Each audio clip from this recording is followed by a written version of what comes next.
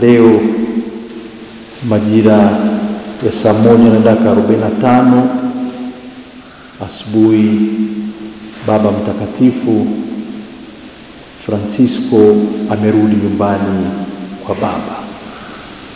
Nishaandikwa na watu mbalimbali, lakini hiyo naisema rasmi, na kwa sababu hiyo nikiwaalika wote wana jimbo kuu la Tabora tuingie katika hali hiyo, kwanza ya kumwombea huyo ambaye ametuongoza kwa muda wote huo tangu alipochaguliwa kuwa Baba Mtakatifu mwaka huo 2013 na mpaka sasa hivi leo asubuhi alipoitwa kwa Mungu wake.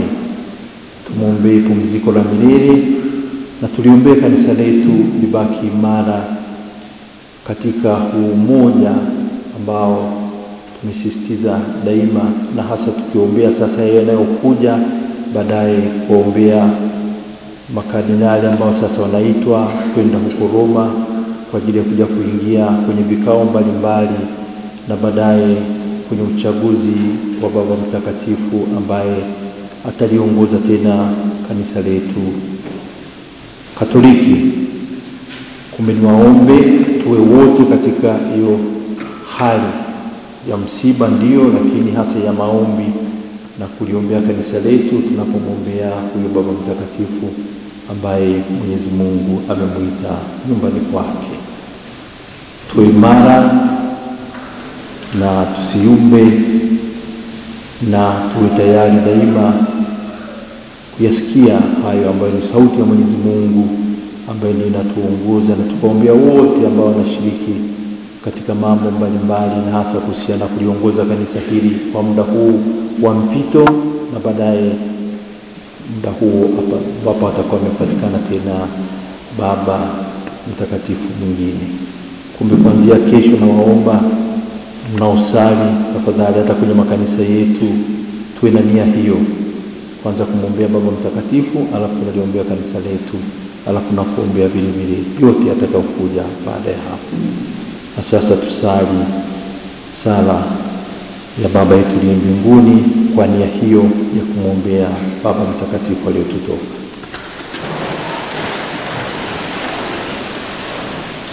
Baba yetu aliye mbinguni,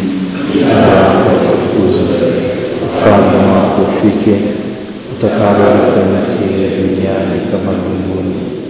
Utupe leo mkate wetu wa kila siku.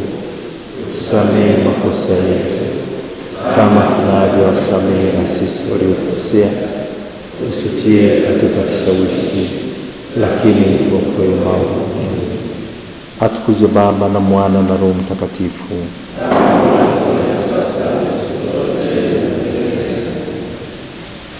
Raha ya milele umpe Bwana, apumzike kwa amani. Raha ya milele umpe Bwana, apumzike kwa amani. Raha ya milele umpe Bwana, apumzike kwa amani. Tunakimbilia ulinzi wako, Darasa Mtakatifu wa Mungu. Usimame tukiomba katika shida zetu, utokoe siku zote kila tuingiapo hatarini. Ewe Bikira mtukufu na mwenye baraka. Amen. Kwa jina la Baba na la Mwana na Roho Mtakatifu. Tumepokea msiba huu kwa masikitiko makubwa sana. Tumepoteza tunu ya dunia, kiongozi ambaye alikuwa anapenda amani, anapenda haki. Lakini itoshe kusema yote ni mpango wa Mungu. Tuendelee kumwombea ili apumzike mahali pema peponi. Tunajivunia uongozi uliokuwa umetukuka, uongozi uliokuwa una hofu ya Mungu ndani yake, uongozi ambao hauna upendeleo, uongozi ambao una usahihi ndani yake.